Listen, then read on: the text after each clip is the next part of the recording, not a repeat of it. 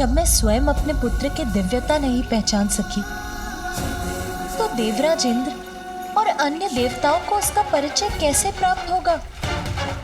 सर्वथा उचित है आपका कथन देवी, क्योंकि अपने इस रूप में अभी गजानन को स्वयं अपने वास्तविक रूप का परिचय नहीं है, क्योंकि अभी उनकी कुंडलिनी जागृत नहीं हुई है। कुंडलिनी जागृत होते ही उन्हें स्वयं ज्ञात हो जाएगा कि वो परब्रह्म स्वरूप ही है। तब उन्हें अपने जन्म का प्रयोजन भी ज्ञात हो जाएगा। एक बार वो अपनी मानवीय एवं शारीरिक सीमाओं को भेद देगा, एक बार उसे स्वज्ञान हो जाएगा तो वो अपने मूल रूप में आ जाएगा, सर्वोच्च ईश्वर के स्थान पर स्थापित होगा।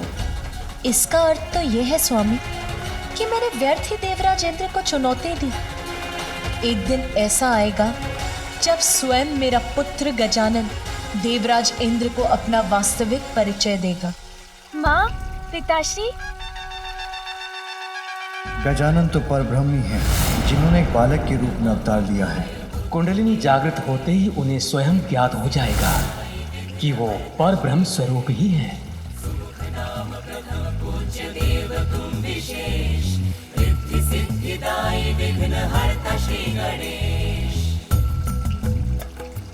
मुझे आप सभी की दृष्टि से ओझल हुए इतना समय हो गया और आप में से किसी ने भी ध्यान नहीं दिया।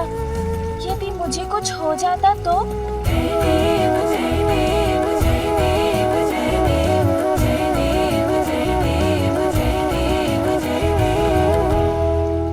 वो तो अच्छा था कि उन गंजी के पास इतने सारे फल थे, अन्यथा भूख के कारण मेरी अवस्था बहुत विकट हो जाती।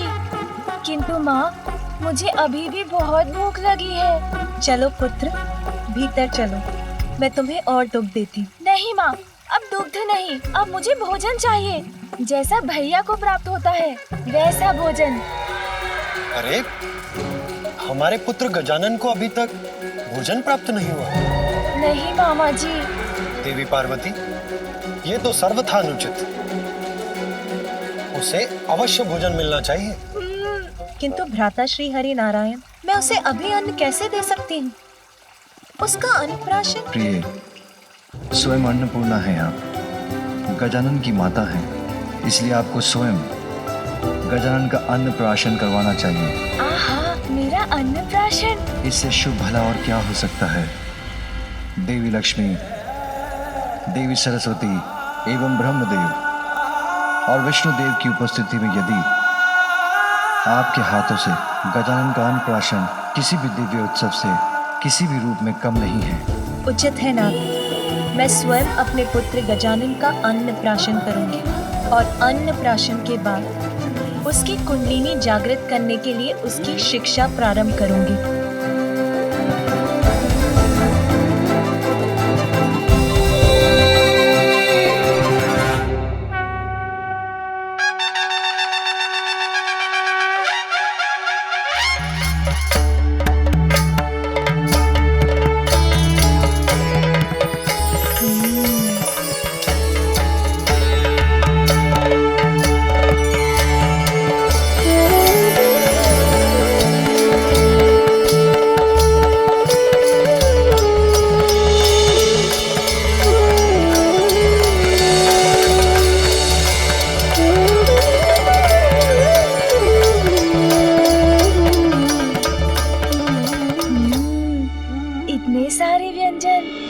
आज तो सब खाऊंगा। अब हम गजानन का अन्नप्राशन संस्कार प्रारंभ करते हैं। सर्वप्रथम इस परिवार के सबसे बड़े सदस्य, हम सभी के आदरणीय गजानन के नाना महाराज हिमवान इसको भोजन का प्रथम निवाला देंगे।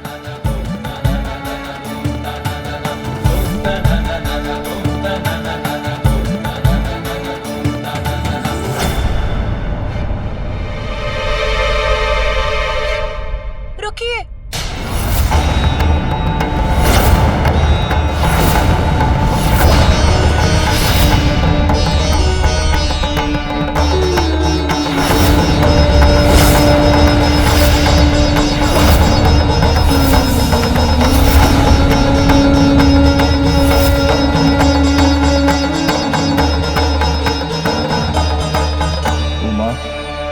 क्या हुआ? गजानन का अन्नप्राशन प्रारंभ होने के पूर्व ही तुमने उसे रोक दिया? स्वामी, 56 भोग व्यंजनों से सज्जित है ये थाल, किंतु इसे देखकर पूर्णता का आभास नहीं हो रहा है मुझे। कुछ तो अवश्य अभी भी शेष है। मैं कुछ नहीं बोलूंगी, किंतु शेष है? अब क्या शेष है पुत्री? अब तो बस गजानन का अन्नप्राशन ही शेष है। कुछ शेष नहीं माँ मेरे उदर में, बस मेरे द्वारा इन स्वादिष्ट व्यंजनों का भोग लगाना ही शेष है। विलंब के लिए मैं क्षमा प्रार्थी हूँ, किंतु जो उचित है उसी का होना अनिवार्य है।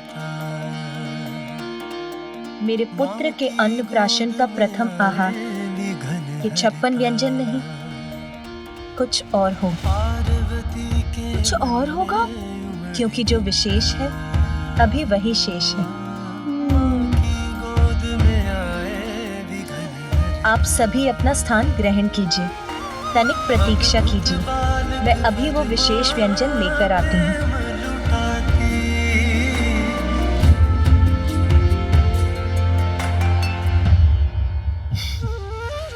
पुत्र गजानन, प्रतीक्षा तो तुम्हें भी करनी होगी, और प्रतीक्षा का फल सदैव मीठा होता है। तुम्हारी माता तुम्हारे लिए कुछ विशेष व्यंजन लाने गई।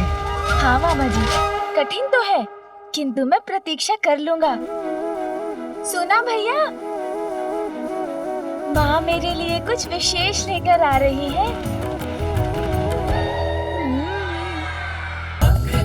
महाकाय बुद्धि के नरेश, सिद्धि सिद्धिदायी विघ्न हरता श्री गणेश।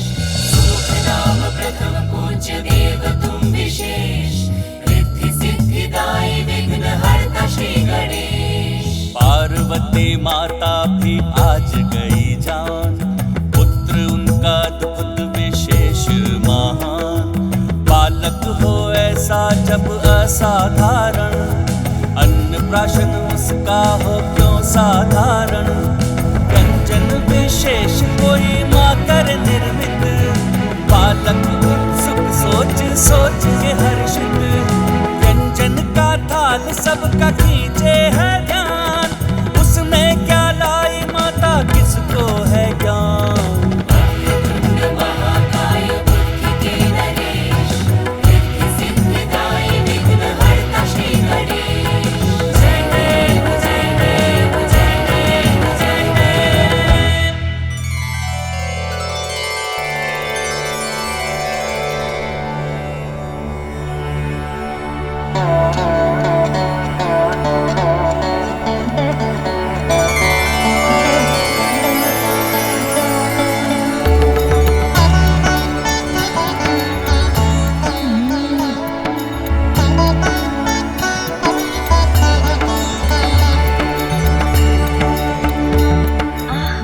कितना सुंदर है ये, अवश्य बहुत स्वादिष्ट भी होगा।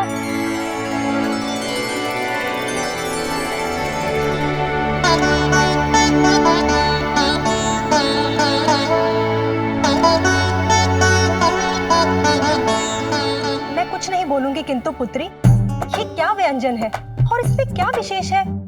आटे से बना हुआ साधारण मिष्ठान ही तो प्रतीत हो रहा है ये। नहीं नानी जी, ऐसा मत बोलिए, माँ ने मेरे लिए बनाया है तो असाधारण ही होगा ये मिष्ठान, है ना माँ? वैसे इसको बोलते क्या है माँ? मोदक। मोदक?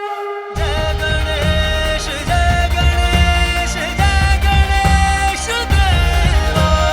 जय गणेश जय गणेश देवा।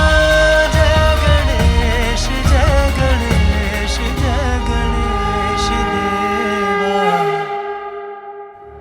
जो अपनी विशेषता से सबको मोद अर्थात आनंद प्रदान करेगा। पुत्र, माता उचित कहती है, दिखाई देने में तो साधारण ही है ये, किंतु उचित तो तुम्हारा भी कथन है पुत्र, क्योंकि ये मोदक भीतर से अत्यंत असाधारण है। मैं कुछ नहीं बोलूंगी, किंतु समझ नहीं आया, भीतर से असाधारण? जैसे तुम हो, जैसा मैं तुम्हें बनाना चाहती हूँ, वैसा ही है ये मोदक। आप मुझे मोदक जैसा बनाना चाहती हैं माँ, किंतु उसे खाए बिना, उसके स्वाद को जाने बिना मैं उसके समान कैसे बन सकता हूँ?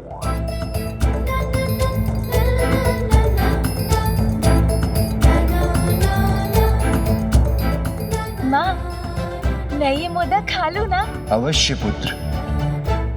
गजानन का अन्नप्राशन मोदक से ही प्रारंभ होगा।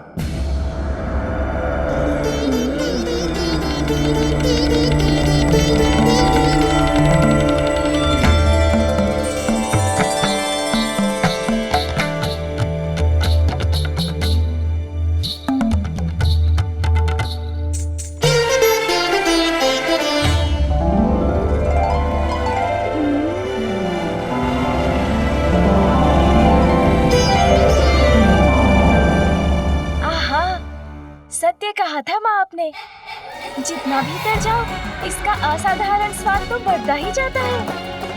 इतनी मिठास, ऐसा स्वाद छिपा है इसके भीतर, जिसका अनुमान इसे देखकर नहीं लगाया जा सकता। हाँ पुत्र, जैसे मोदक को देखकर कोई नहीं जान सकता कि उसमें कितनी मिठास है, वैसे ही हम सबके भीतर परमात्मा रूपी सुंदर सत्य का वास है। किंतु मोह माया में लिप्त होने के कारण हम उसकी सुंदरता उनको नहीं जान पाते। उनका परिचय तो मोह माया त्याग कर ही प्राप्त होता है, समझे? हाँ माँ। माँ, आप गजानन की नानी हैं, इसीलिए अब आप गजानन को मोदक खिलाइए।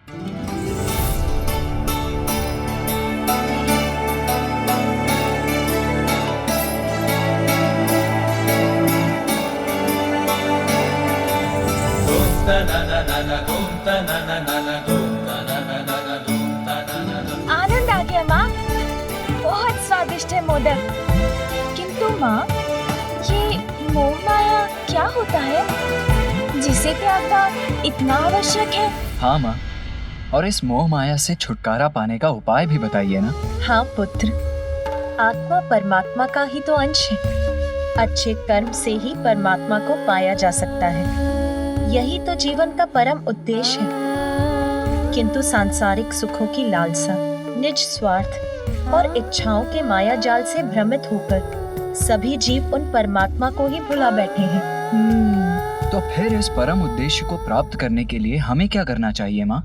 पुत्र, सत्य की साधना, माया को भेदने वालों की समस्त शक्तियाँ और कुंडलिनियाँ जागृत हो उठती हैं और उन्हें अपने भीतर बसी परमात्मा की शक्ति और उनकी सुंदरता से परिचय कराती हैं। वैसे ही पुत्र, जैसे मोदक के भीतर का स्वाद लेने पर ही इसकी वास्तविक मिठास का आनंद प्राप्त होता है। स्वामी, अब आप गजानन को मोदक खिलाइए।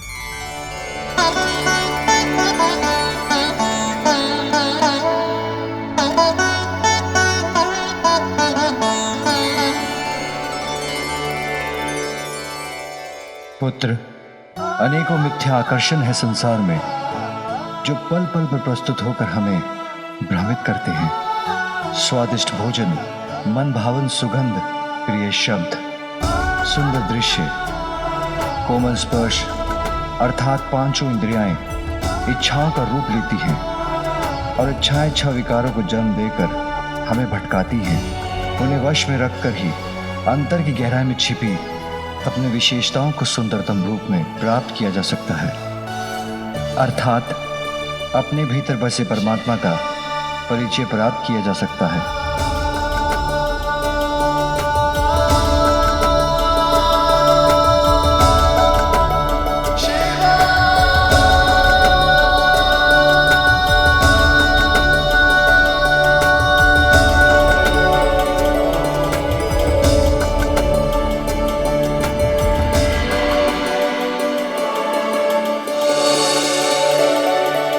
अपनी अंतरात्मा में झांककर अपने अवगुणों को दूर करना, बुराई का मार्ग त्याग कर अच्छाई के मार्ग पर चलना, गुणों को निखारना, परमात्मा से मिलन के अपने परम उद्देश्य पर स्थिर रहना, अपने भीतर छिपी सुंदरता से संपूर्ण जगत को आनंदित करना। जीवन के इसी परम ज्ञान का प्रतीक है ये मोदक।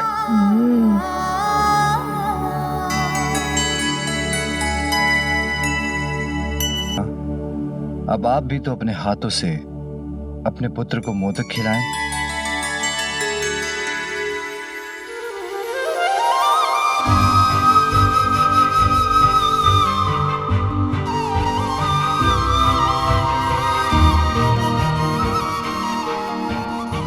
लो पुत्र।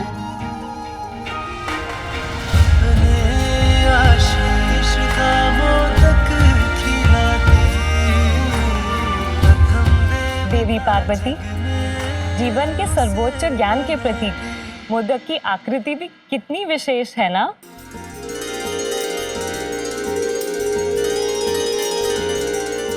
हाँ देवी लक्ष्मी, मोदक का आकार तो महाशून्य के ही समान है। माँ, मुझे कुछ समझ में नहीं आया। ये महाशून्य क्या होता है? महाशून्य तो अनंत है, अपने आप में ही संपूर्ण है। समस्त जगत और सभी जीवों का जीवन उसी से उत्पन्न होता है और उसी में समाता है। अर्थात ये तो प्रणव मंत्र ओंकार का ही प्रतीक है। इसीलिए पुत्र, जो मोदक के वास्तविक अर्थ को जान जाता है, वो संसार के दुख सुख से परे रहता है। सांसारिक माया जाल से भ्रमित न होकर परमात्मा से स्वयं को जोड़कर पूर्णता को प्राप्त करता है ना माँ?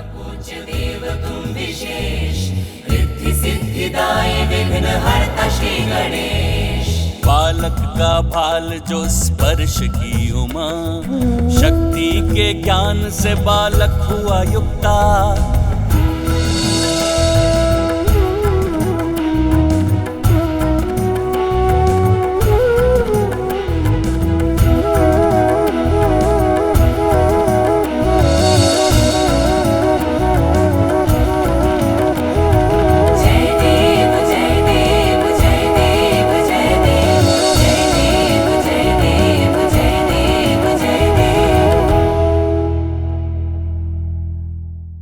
अरे अरे पुत्र, ये लीजिए भैया।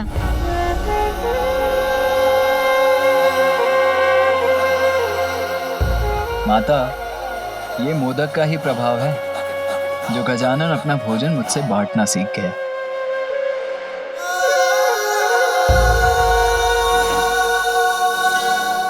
माँ, मैं समझ गया हूँ। कोई कितना भी साधारण क्यों ना दिखाई दे, यदि वो अपने भीतर बसे परमात्मा का परिचय पाकर अपने गुणों को निखार ले, तो वो असाधारण हो जाता है। आपके द्वारा बनाए इस विशेष मोदक से संपूर्ण संसार यही सीख प्राप्त करेगा और आज से मोदक सदैव मुझे अत्यंत प्रिय होगा।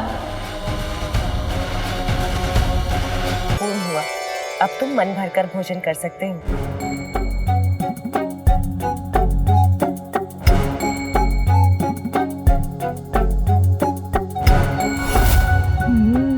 आज तो मन भरकर भोजन करूंगा।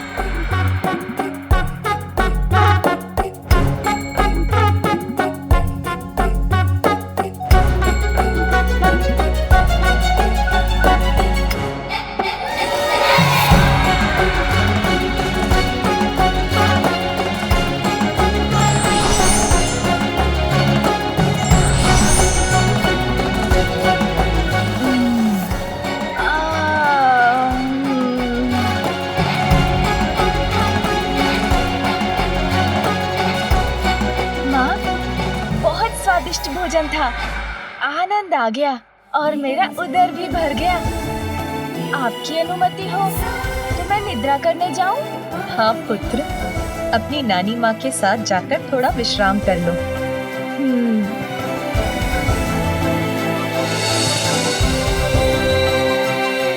आज विश्राम कर लो पुत्र, क्योंकि कल से तुम्हें श्रम जो करना होगा। कठोर तप कर शक्ति और दिव्यता की साधना करनी होगी।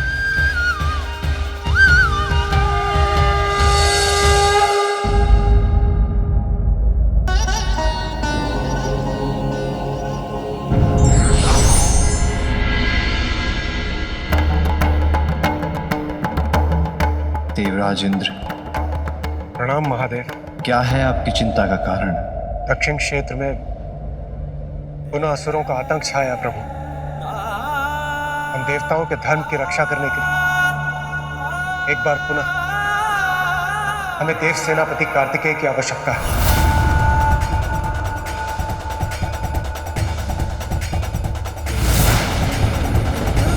अभी तो मैंने अपने लाल को ठीक से अपने हृदय से भी नहीं लगाया। कहीं नहीं जाने दूंगी मैं अपने पुत्र को। अपने पुत्र को अपने से विलग नहीं होने दूंगी और आपको भी ऐसा नहीं करने दूंगी। कार्तिकेय का यहाँ से जाना देवी पार्वती कदापि स्वीकार नहीं करेंगी।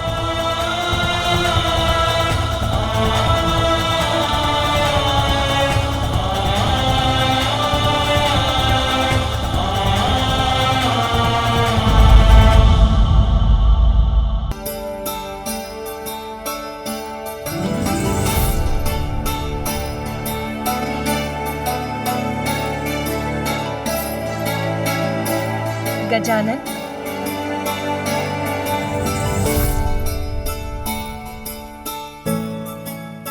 उठो पुत्र गजानन।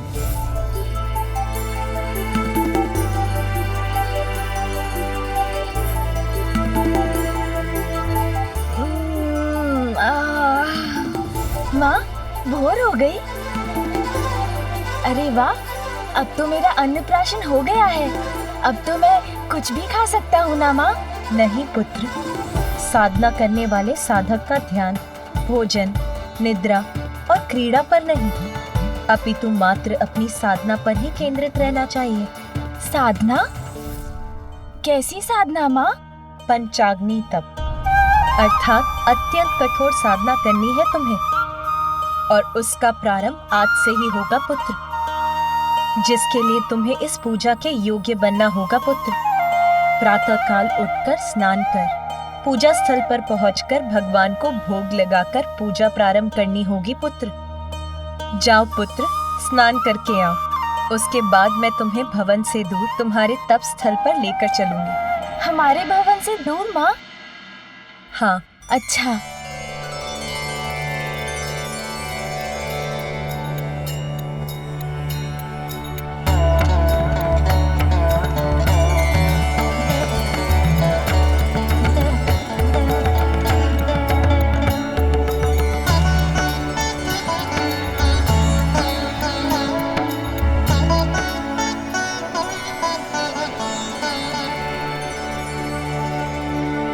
माता, मार्ग तो समाप्त हो गया। तपोस्थली कहाँ है? पुत्र, वो रही तुम्हारी तपोस्थली।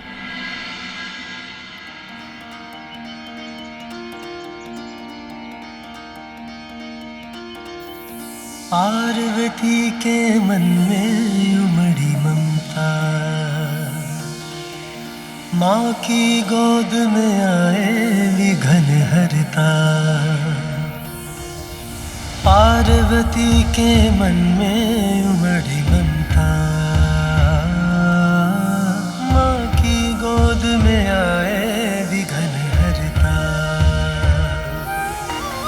अद्भुत बालक पर माँ प्रेम लुटाती, प्रथम देवता जग में उसे बनाती। हाँ, प्रथम देवता जग में उसे बनाती।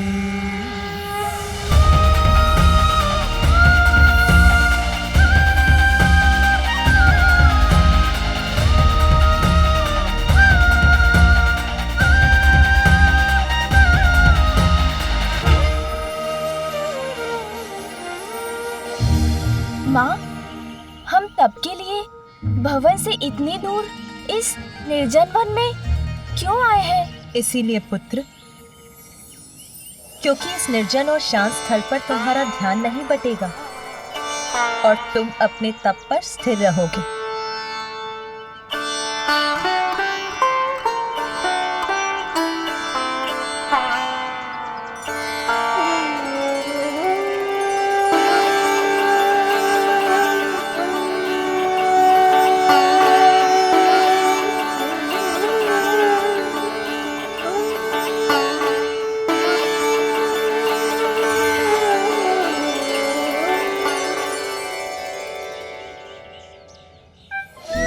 माँ, ये पंचाग्नि तप क्या होता है? इसका क्या महत्व है?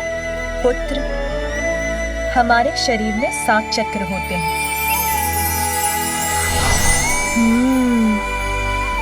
पृथ्वी से जोड़ने वाला मूलाधार, हमें सृजन की शक्ति प्रदान करने वाला और आनंद का स्रोत स्वादिष्ठान,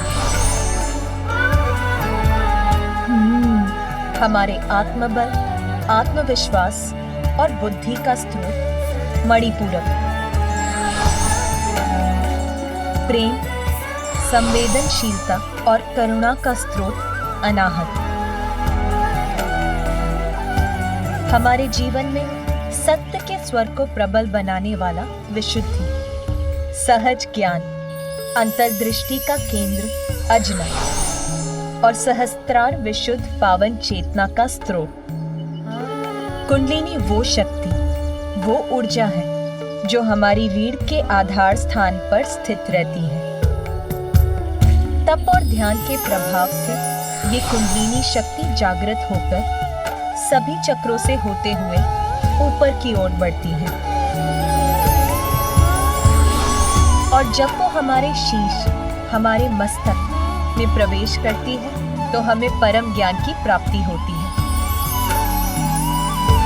अपनी इस शक्ति को जानने के लिए हमें इन सभी चक्रों को शुद्ध करने की आवश्यकता है। पंचाग्नि तप से जागृत अग्नि तुम्हारा शुद्धिकरण करेगी पुत्र।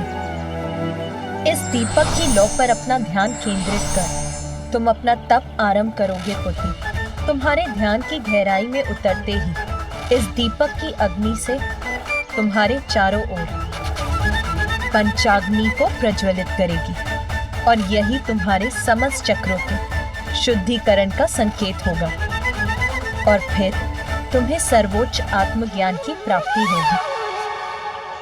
अब भोग लगाकर तुम्हें अपने तप का शुभारंभ करना चाहिए पुत्र। हाँ माँ।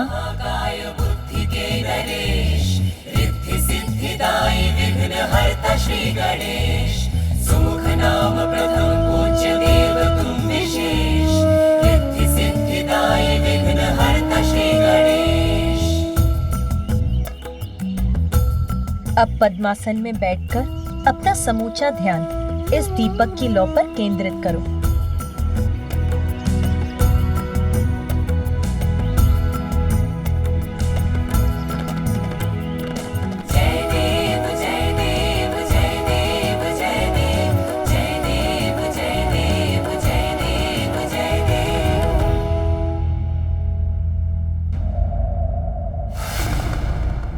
देवराज, आपको भी ज्ञात है कि अपने उत्तरदायित्वों से मुख मोड़ने का स्वभाव नहीं है मेरा, किंतु मेरा अनुज गजानन असुरक्षित है। उसे सुरक्षा प्रदान करने हेतु इस समय मेरा यहाँ कैलाश में उपस्थित रहना भी अत्यंत आवश्यक है।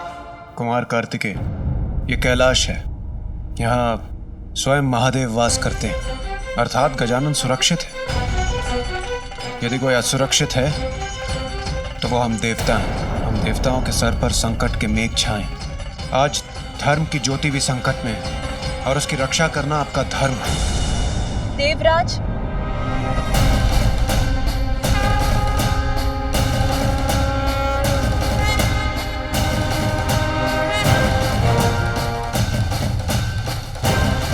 मात्र माता पार्वती और भोलेनाथ का पुत्र होने कारण हम उन्हें वो पद प्रदान करते जिस पद की योग्यता प्रमाणित करने के लिए उन्होंने अब तक कुछ भी नहीं किया।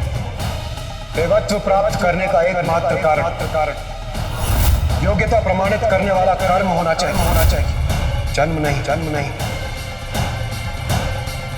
प्रणाम माता।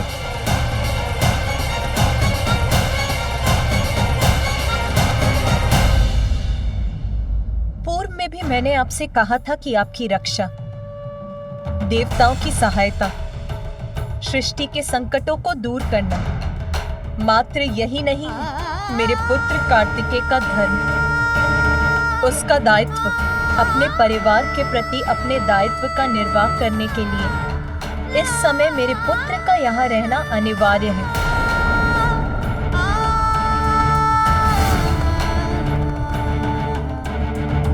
प्रभु, मैं तो केवल निवेदन ही कर सकता हूँ। निर्णय तो आप ही को लेना है। और मैं आपके परिवार में हस्तक्षेप करने की दृष्टता भी नहीं कर सकता। किंतु प्रभु, आज संकट मुख खोलकर खड़ा है। उसे नष्ट करने के लिए देव सेनापति होने के नाते कुमार कार्तिकेय का दक्षिणी छोर पर होना अति आवश्यक है प्रभु। इंद्रदेव, मेरा छोटा पुत्र कार्तिकेय का अनुज गजानन एक अत्यंत कठिन तप का प्रारंभ कर रहा है आज। उसके लिए मुझे अपने पुत्र कार्तिकेय की यहाँ आवश्यकता है। तो तप कर रहा है गजानन, अर्थात माता पार्वती अपने प्राण को भूली नहीं है। यदि गजानन इस तप में शक्तिशाली हो गया तो ज्ञात नहीं वो कितना समर्थ हो जाए। तप के पश्चात तो वो कदाचित मुझे ही देवराज के पद से हटाकर स्वयं मेरा स्थान न ले ले। नहीं, मैं ये कदाचित नहीं होने दूंगा। प्रिय, तब से तुम गजानन को सबल समर्थ क्यों बना रही हो? इसीलिए ना कि वो आत्मनिर्भर हो सके, सब जगत का कल्याण कर सके, लोक कल्याण का हेतु बन सके। तनिक विचार करो उमा, तुम्हारा पुत्र कार्तिकेय तो तुम्हारी शक्ति पाकर पूर्व से ही सर्व समर्थ है। वो अपनी रक्षा करने के साथ साथ वो सज्जनों की रक्षा करने में भी सक्षम है, और वही उसका धर्म है ना? पुत्र, तुम ही कहो, तुम्हारा कर्तव्य कहाँ है, यहाँ या दक्षिण में?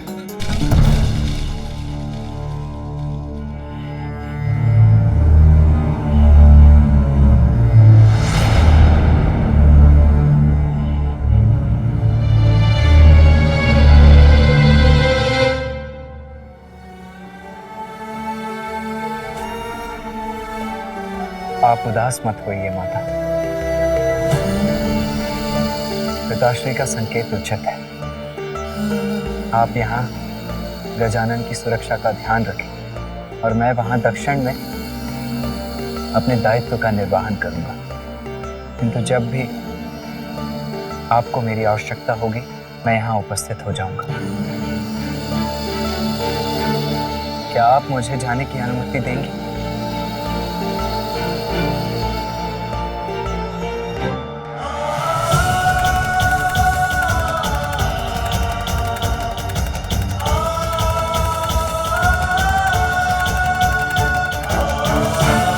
माता, क्या आप गजानन को मेरे प्रस्थान की सूचना दे देंगे? वहां जाकर उसके तप में कोई व्यवधान नहीं डालना चाहता।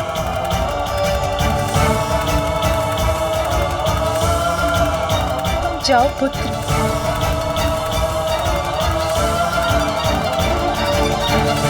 कर्तव्य के आगे अपने स्नेह का बलिदान देने का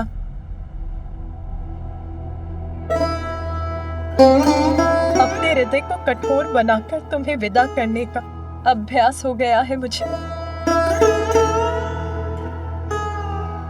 और आप भी सुन लीजिए इंद्रदेव, यदि मेरा पुत्र गजानन अपने इस तप में सफल हुआ तो उसे कभी किसी की सहायता की आवश्यकता नहीं होगी। वो भी सर्वसमर्थ होकर अपनी ही नहीं, संसार की सभी बड़ी समस्याओं को सुलझाने में सक्षम हो जाएगा।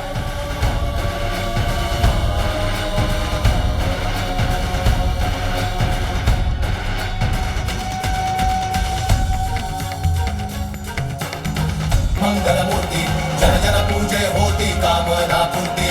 जय देव जय देव। चित्तहरण सुखदायक देव गणराया, वांछित फल पाया जो चरणों में आया। जय देव जय देव।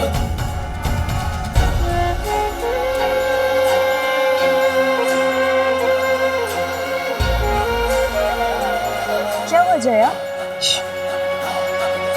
इतने ऊंचे स्वर में वार्तालाप करने की कोई आवश्यकता नहीं है जया। मैं अभी कैलाश में थी तो सुना कि कुमार कार्तिकेय दक्षिण की ओर जा रहे हैं। भैया जा रहे हैं मौसी, किंतु क्यों? अभी तो मैंने उनके साथ क्रीड़ा का आनंद भी नहीं लिया। अरे तुम इतने दुखी मत हो पुत्र गजानन। देखो ना, कुमार कार्तिकेय यहाँ नहीं रहेंगे तो माता अपना संपूर्ण स्नेह तुम्ही पर तो निछावर करेंगी। फिर वो जितना भी स्वादिष्ट भोजन पकाएंगी वो सभी अकेले तुम्ही को तो प्राप्त होगा।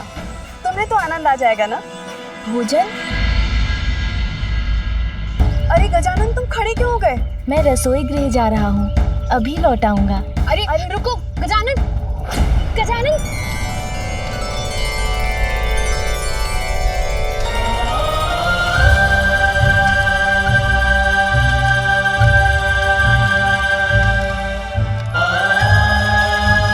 क्या चाहिए तुम्हें?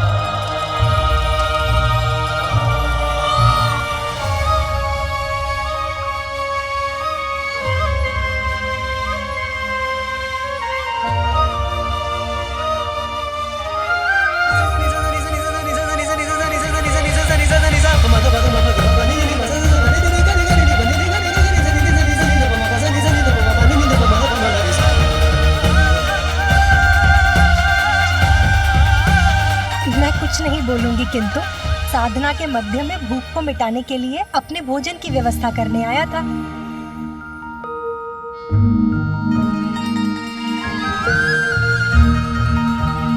भैया, मैं आपके वाहन से भेंट कर सकता हूँ?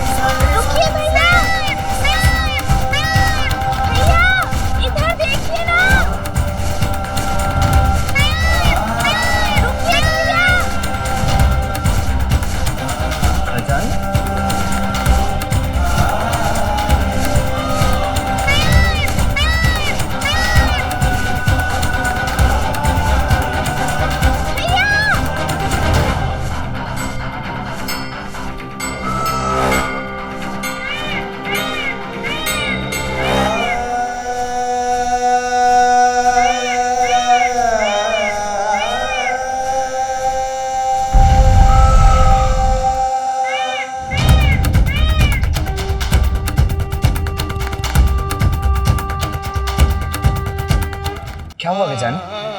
तुम दौड़ क्यों रहे थे? मुझे क्यों रोका? सब सकुशल तो है ना? इतनी बार कहा है तुम कि भवन से इतनी दूर अकेले मत निकला करो, कहा है ना?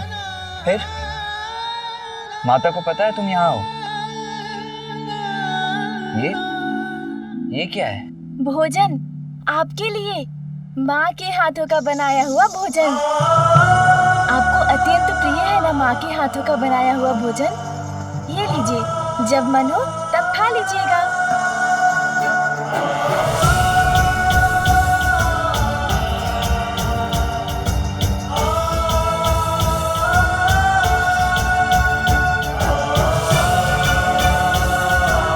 अपना ध्यान रखना गजानन, और माता का भी ध्यान रखना। अपने तप पर ध्यान देना, और हाँ, गणों को तनिक भी कष्ट मत देना। जी भैया। और माँ को बताए बिना भवन से इतनी दूर कभी मत आना। जी भैया। अब मुझे जाना होगा गजानन, और विलंब उचित नहीं है। लाओ ये भोजन दे दो मुझे, दो। अपना ध्यान रखना अनुज। जी भैया।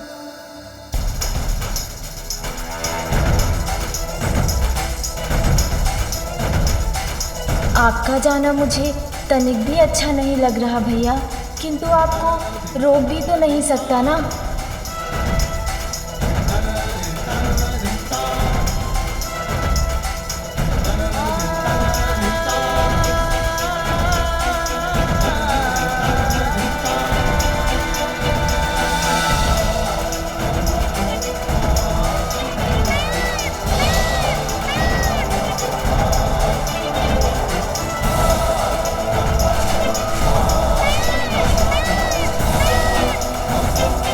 तो भैया का जाना अभी से नहीं सहा जा रहा है। पता नहीं अब उनसे कब भेंट होगी। किंतु अब मुझे लौट जाना चाहिए। माँ ने कहा था भोग की थाल लगाकर पूजा प्रारंभ करनी है।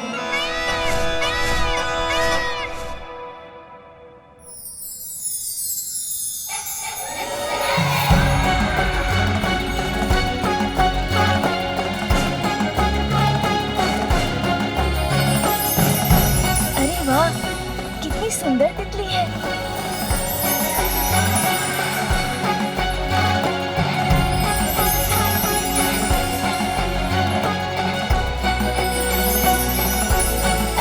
अरे रुको तितली।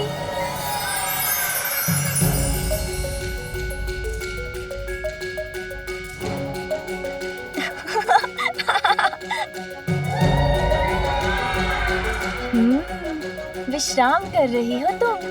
अवश्य पकड़ लूंगा इस बार तुम्हें।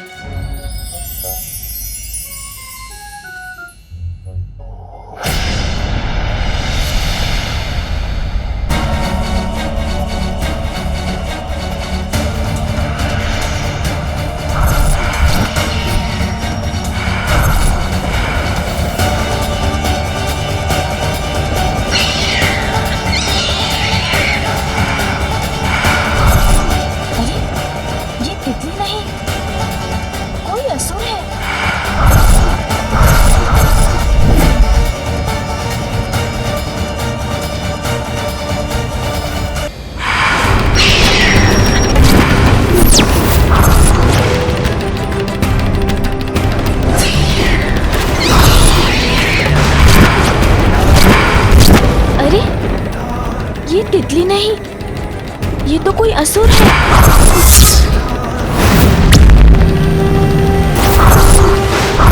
पिताश्री ने सत्य कहा था, इंद्रियां भ्रमित कर हमें संकट में डाल देती हैं। इसीलिए तो सुंदर तितली को देखकर उसके रूप में आए इस असुर को नहीं पहचान सका मैं।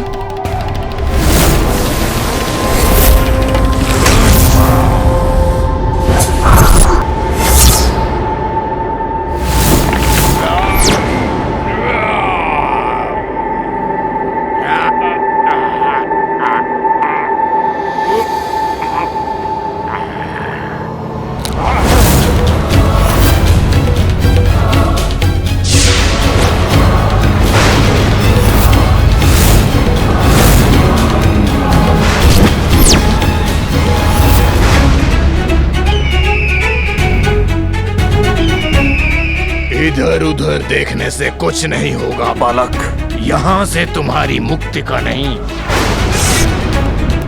तुम्हें मृत्यु का मार्ग ही प्राप्त होगा।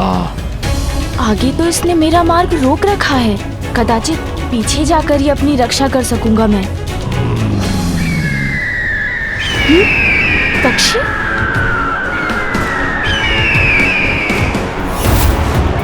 अब इस दिशा से आने वाला ये भयंकर पक्षी भी कोई असुर तो नहीं? फिर तो दोनों ओर से घिर जाऊंगा मैं।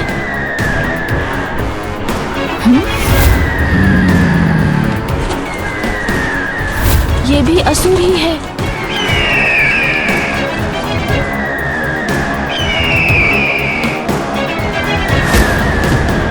ये दोनों तो मेरे ऊपर झपटने के लिए तैयार हैं।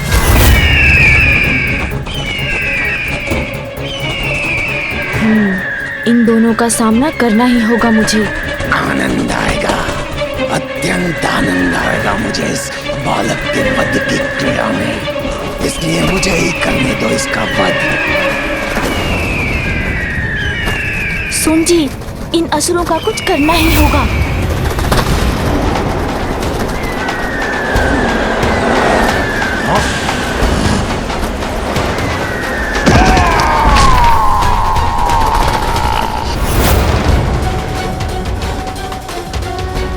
ये कोई साधारण बालक नहीं, मुझे सावधान रहना होगा। असुर जी, उचित कहा था आपने, अत्यंत आनंद आएगा इस क्रीड़ा में।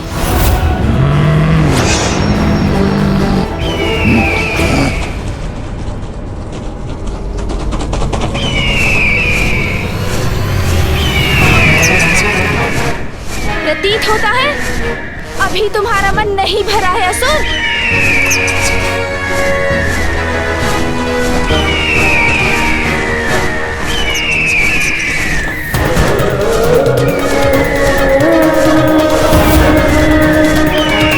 इसके विशाल पंख तो मुझे आगे ही नहीं बढ़ने दे रहे।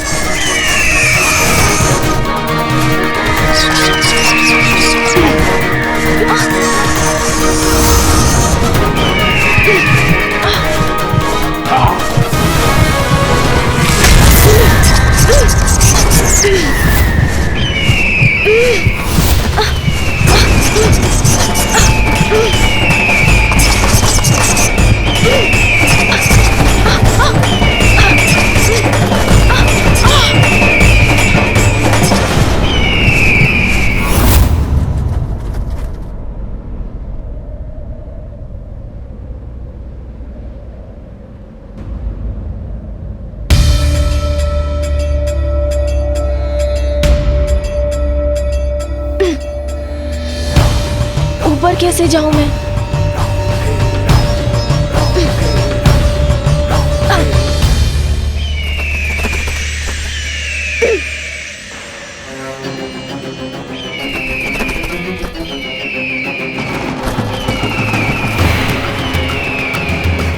बालक, अब तो फंस गए ना तुम? लेकिन तुम चिंता मत करो, तुम्हारी मृत्यु शीघ्र ही होगी। हम चट्टान खिसकाकर इस स्थान को ढक देते हैं, फिर देखते हैं कौन ढूंढ पाएगा इसे। मुझे यहाँ से बाहर निकलने का कोई उपाय ढूंढना ही होगा।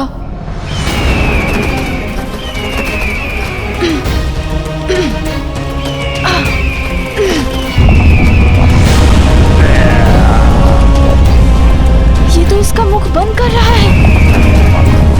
मुझे शीघ्र निकलना होगा।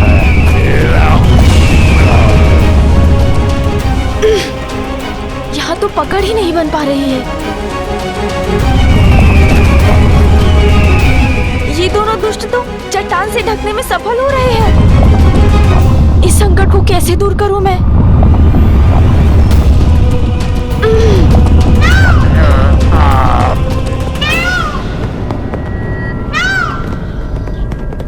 क्या तुम्हें कोई ध्वनि सुनाई दी?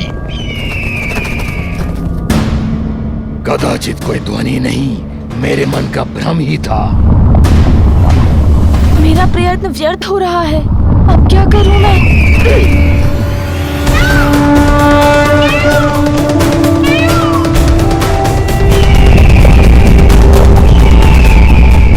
दुष्ट असुरों, मैं तुम्हें अपने अनुज को क्षति नहीं पहुंचाने दूंगा।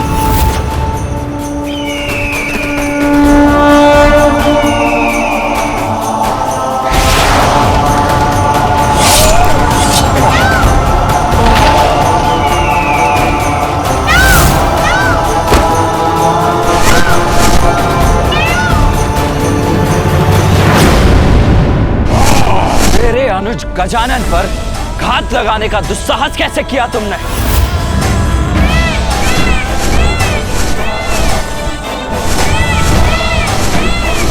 भैया,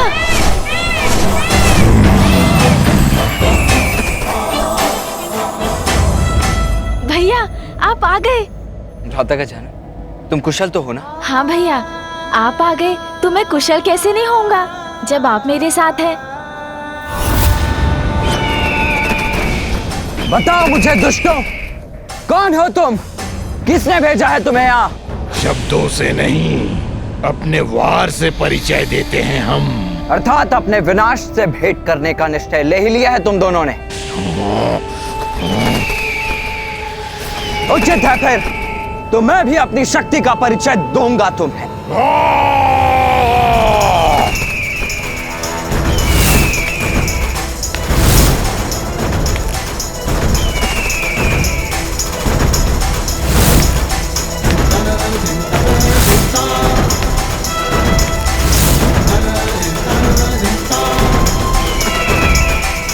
ये असुर पक्षी तो पुनः मेरी ओर आ रहा है।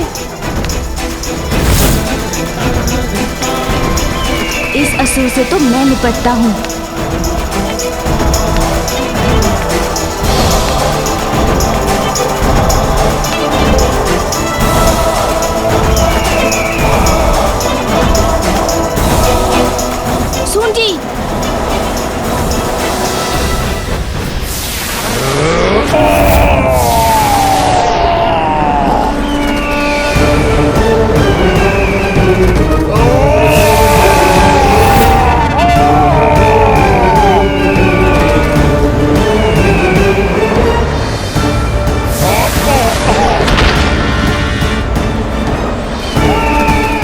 अब पराजय स्वीकार करते हो असुर, या और दंडित करूं तुम्हें?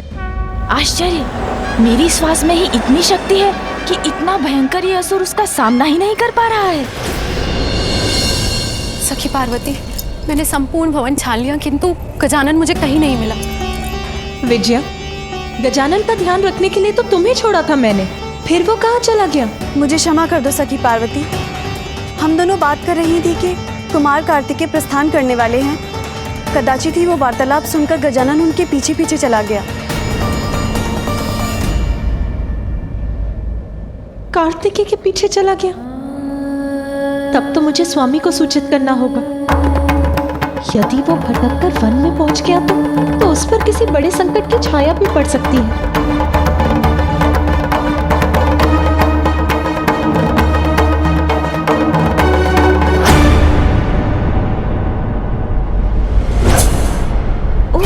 ये पुनः आ गया, तो मैं भी इसका सामना करने को पुनः प्रस्तुत हूँ।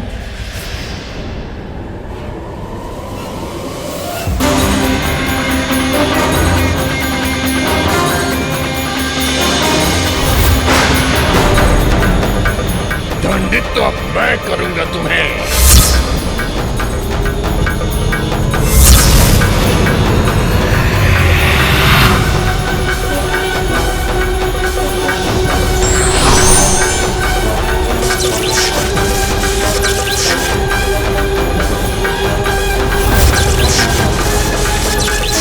अब मृत्यु निश्चित है तुम्हारी।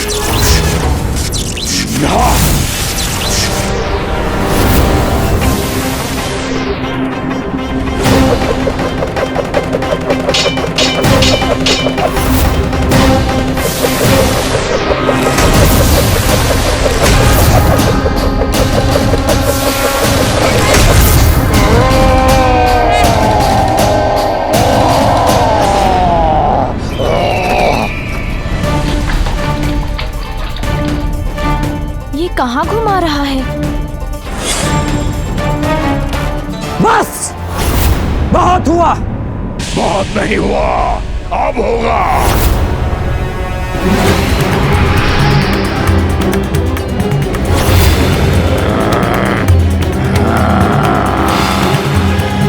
मैं तो अभी भी जीवित हूँ, किंतु अब तुम्हें तुम्हारी मृत्यु से कोई नहीं बचा सकता।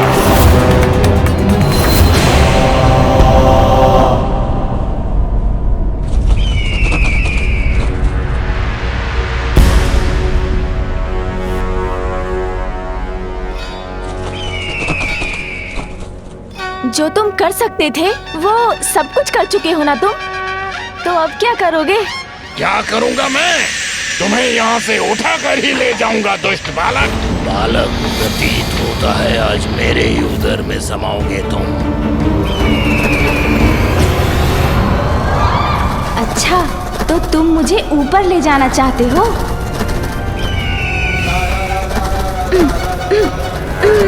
अब मैं तुम्हें मृत्यु दंड दूंगा। प्राण तो मैं तुम्हारे हरूंगा दुष्ट असुर।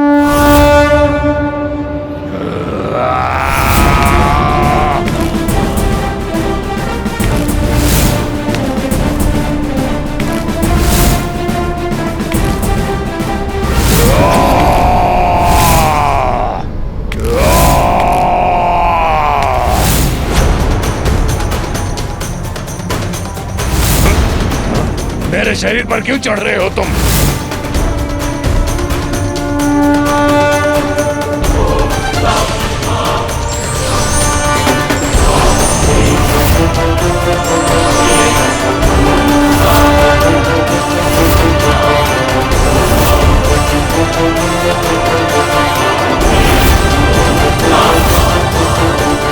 सुन जी, अब रुकने का समय मेरा नहीं तुम्हारा है। तुम्हारी ये क्रीड़ा अब यहीं समाप्त होगी।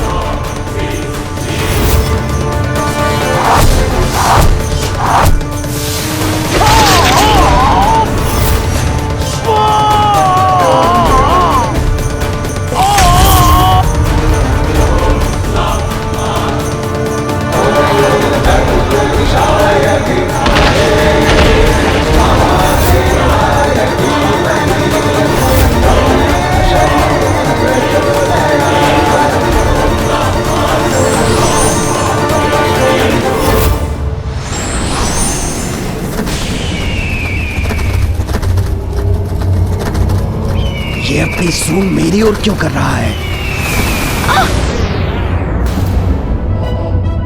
गजानन,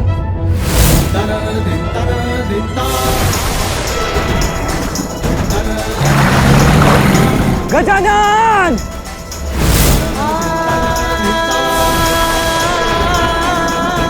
मेरा हार स्वयं मेरे मुख में आ रहा है। अरे, एक असुर से मुक्ति प्राप्त की तो अब ये नवीन संकट मुख खोले मेरी प्रतीक्षा कर रहा है।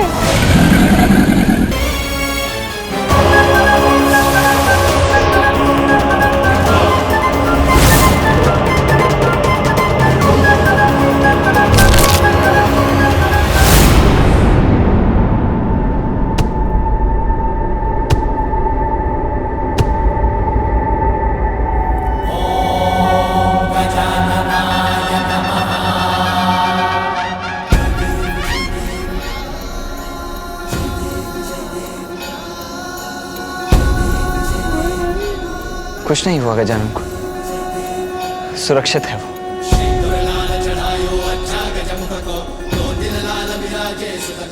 तुम्हारे इस पर गिरने मात्र से इस विकराल मगरमच्छ का अंत हो गया। आश्चर्य।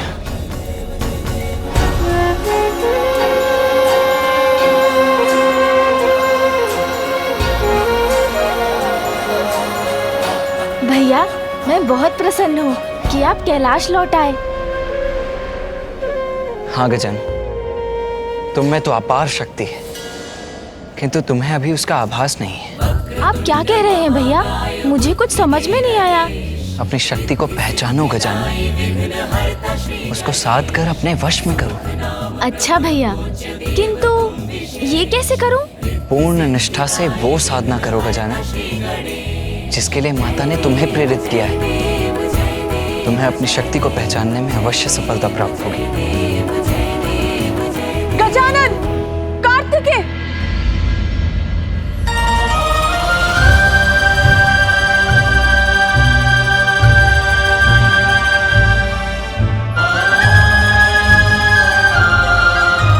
पुत्र गजानन, कार्तिकेय के पीछे पीछे बिना किसी को बताए क्यों चले आए तुम?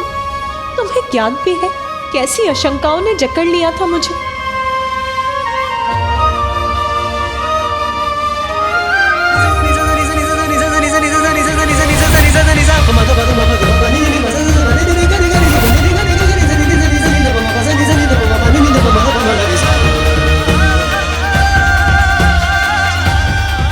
तो मेरी आशंका उचित ही थी।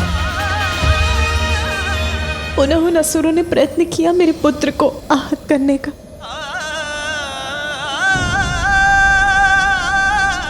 कैसे सुरक्षित करूं मैं अपने पुत्र को? कैसे? अविलंब गजानन की साधना संपूर्ण कराइए माता। गजानन यदि अपने वास्तविक स्वरूप को पहचान लेगा तो आपकी चिंता का कारण स्वतः ही मिट जाएगा। मैं गजानन की रक्षा के लिए लौटा था मां, इसीलिए अब मुझे अनुमति दीजिए। मुझे शीघ्र ही दक्षिण पहुंचना चाहिए।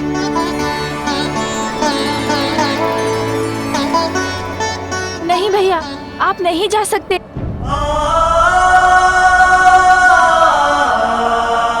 आप नहीं जा सकते। जाना तो होगा ही गजानन। भ्राता, मेरे शब्दों का स्मरण रखना।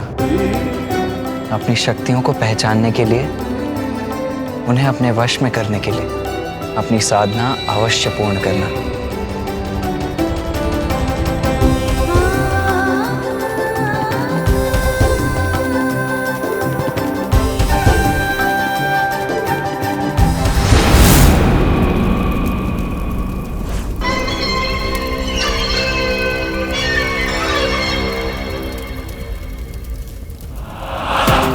विश्राम नहीं कर सकूंगी मैं जब तक वो असुर अपनी सफलता का सुखद समाचार लेकर नहीं लौटते।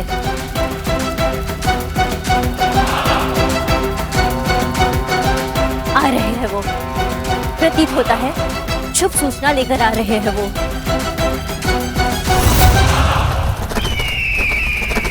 ये क्या?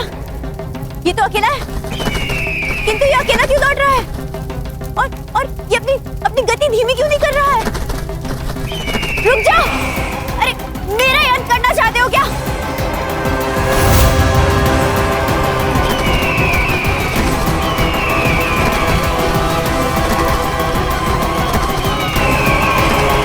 असुर सम्राट, रक्षा कीजिए मेरी!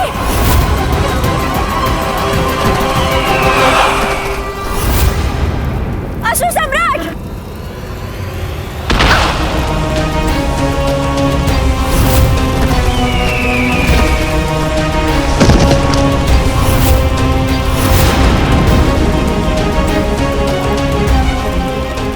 दुष्ट! यदि मेरे ऊपर गिर जाते तो अनिष्ट हो जाता। असुर सम्राट, ये देखिए। प्रणाम असुर सम्राट।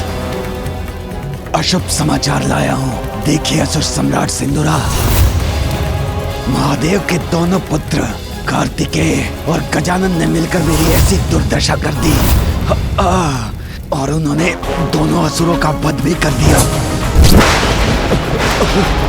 मेरी अवस्था भी अच्छी नहीं है महाराज। नहीं, ये असंभव है।